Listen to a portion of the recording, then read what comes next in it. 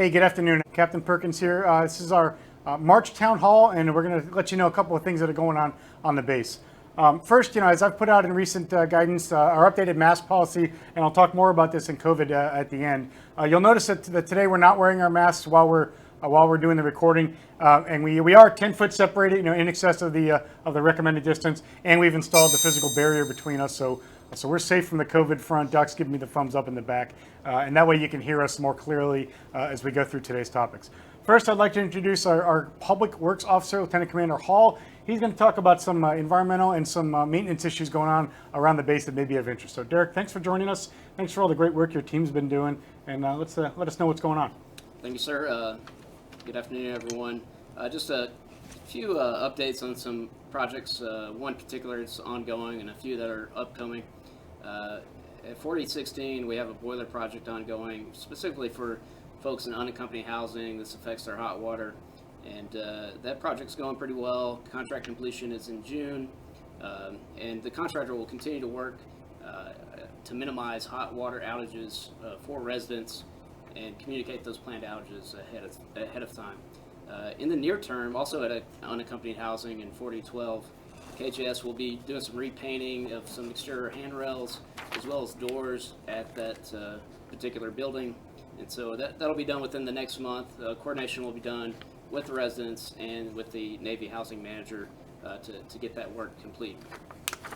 Also around the base, several directional and building signs you'll see will get a refresh. A lot of those are due for an update. A lot of them are faded or weathered, so you'll start to see those getting updated here very soon.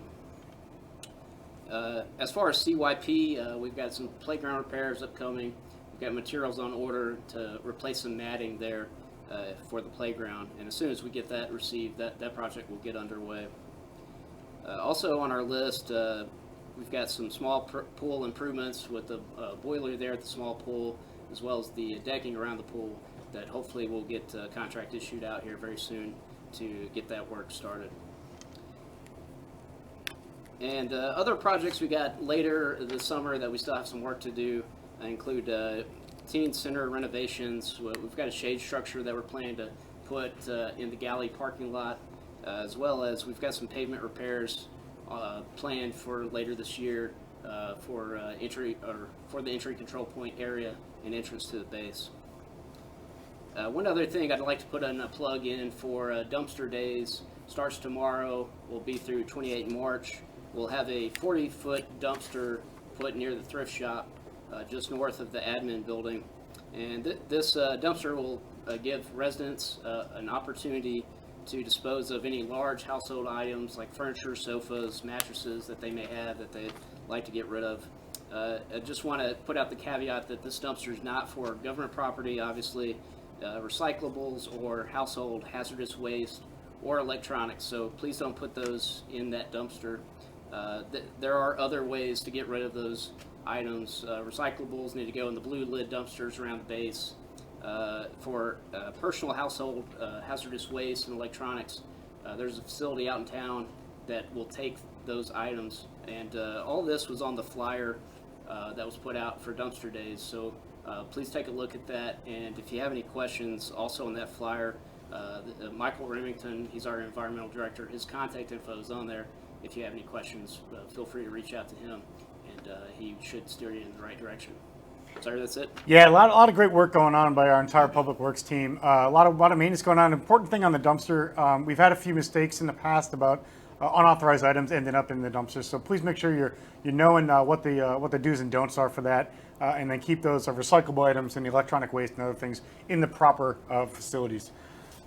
Some things that Derek mentioned: the teen center, the ECP road shade structure. We don't have granularity on the dates yet because it's obviously dependent on COVID and the ability for those maintenance teams to travel here to do some of that work. But it is planned in for later this year, as you mentioned. And when we get those dates, then we'll make sure that everyone is tracking those. And then on the pool, I am going to keep the small pool, which is the family pool, closed until the maintenance on the pool deck is complete. And on the boiler. So two things: we had the boiler casualty that affected the heating, which is why we shut it down for the winter. As the weather warms the water back up, you'd be itching to get back in the water. the deck took a pretty big hit over the winter, and it's in pretty rough shape because creating a safety hazard for people that may use the pool and families. So we're going to get that deck fixed before we open that back up, and we're pushing hard to get that into contract and get moving. So as soon as we get some fidelity on that, we'll let you know as well. The large pool will be a function of when we can open up into stage 2 of the COVID reopening, and I'll talk a little bit more about what that looks like in a few minutes. And then where can folks go to find out? You said planned outages for power and water, trying to publish those and notify. Where do folks go to find out when that's going to be? Well, typically we are communicating that to directly to the residents, either through Navy Housing Manager or NGIS, or if you live in Liberty Housing, through those mechanisms that are in place. But also we tend to put out messages for the greater audience. We will make sure to publish that through multiple avenues so people are aware of what's going on when it comes to outages. Yeah, and we try to push that to the tenant command, OICs, officers in charge, through our monthly sync meetings as well. So we're trying to push it out through a variety of ways, and I appreciate your team's work on that effort. Yes, sir. All right, thanks, Derek, very much. All right, thank you. Okay, so I kind of mentioned COVID is affecting some of our maintenance availabilities and planning for when the travel team's in. I got Lieutenant Nick Blondin coming up, our doc, one of your last town halls, if getting close to your transfer date. Yes, sir. So we're happy to have you here. We're going to talk a little bit about what's been happening off base out in town with COVID and what the numbers are looking like. I'll have Doc lead that, and then I'll talk to you about what that means for us inside the fence line. So, Doc, great to see you again. Yes, sir. For those that haven't been following along with numbers locally, COVID's been improving here in the area for probably the last 8 to 9 weeks. Yeah. We talk routinely, we track the numbers pretty diligently, and we've had a consistent downward trend with a little bit of deviation up and down, but overall positive in the right direction. So with that, we're allowed to open things up like you're about to talk with, sir. Just for a reference, our load, our COVID burden is measured on a number scale of per 100K population. Target for the Navy, and kind of we're approaching an area where we can start considering opening things back up, is around 50.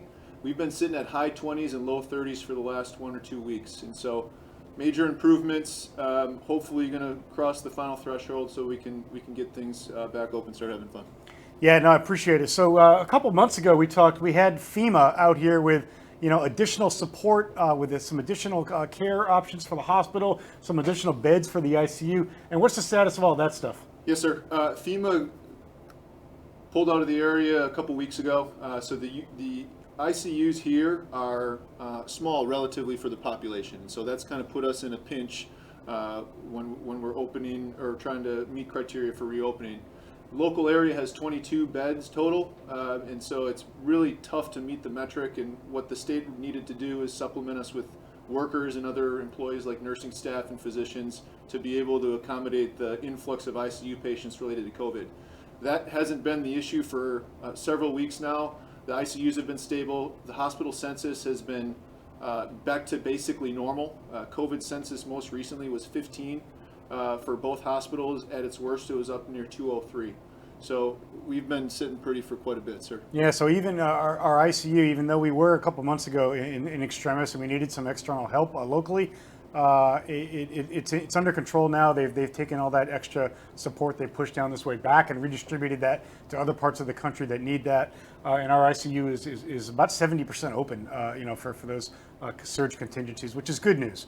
So all that picture that Doc is painting is a good news story, that the things that we've been asking everybody to do, and the state's been asking, and the county's been asking, and avoiding those crowds and wearing your masks and sanitizing, all those daily things, and taking the vaccine, all those things are having an effect, and they're having a good effect out in town. And what that means to us on the base, we haven't had a positive case on the base in over a month now.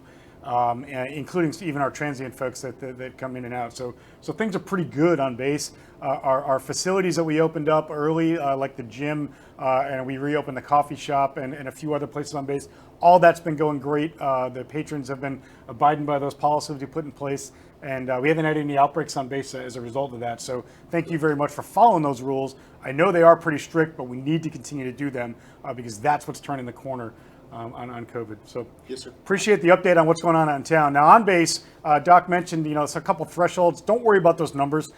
What I want you to take away from this discussion is we're close, and it's going to take a little while. I'm advocating upchain right now for us to move to the next stage. And that's going to take some while to get all the approval briefs through the various levels of command that have to review the data and review the briefs. But we're moving in the right direction, and the requests are moving up chain for us to open up to the next stage. So what's the next stage mean? Really, we've almost got everything open right now. The theater's open, the gym's open, the food and beverages are open. What the next stage really means is we can expand the authorized patrons to larger groups. So right now, the gym is limited to active duty only. The decoupled facilities, as we call it, were meant for sailors. And when we get into the next stage, we can expand that to other user groups. So when I write my next set of orders, when we get to that next stage, it'll articulate what those user groups are, and then you just stay in touch with our MWR page on our Facebook on what the authorized user groups for each facility, what the expanded working hours may be as the requirements kind of morph as we go into the next stage. So more to follow. We're getting close. Keep doing those things we ask you to do, and keep wearing your masks on base. The president's made it a requirement for federal policies for federal land with certain exceptions, and just keep following those things, and things will continue to go well. So be patient, and we're working on getting those things echo. Yes, sir. Thanks, Nick. So with that, I'd like to bring up MWR, and we'll talk about what is open and what is coming up down the pike for families and sailors to enjoy. So Janie, welcome to the group again, and good to see you. Thank you, sir, for inviting me. Hello, my name is Janie Armendariz, and I work for MWR as a Community Recreation Director. I'm going to talk about a few programs that we are open at this moment. Like the fitness is open, but it's only open to active duty. And even though we're only open to active duty, we try to do some other stuff for our families as well. Like we're going to celebrate 75 years of NFL Central birthday coming up, so we did the 75-mile challenge. And you could always call Fitness Center to get more information, which that one started on February the 26th, but you could still join us in if you're interested in doing it. And Fitness is doing the Captain's Cup for our active duty, which that's going to start on April the 11th.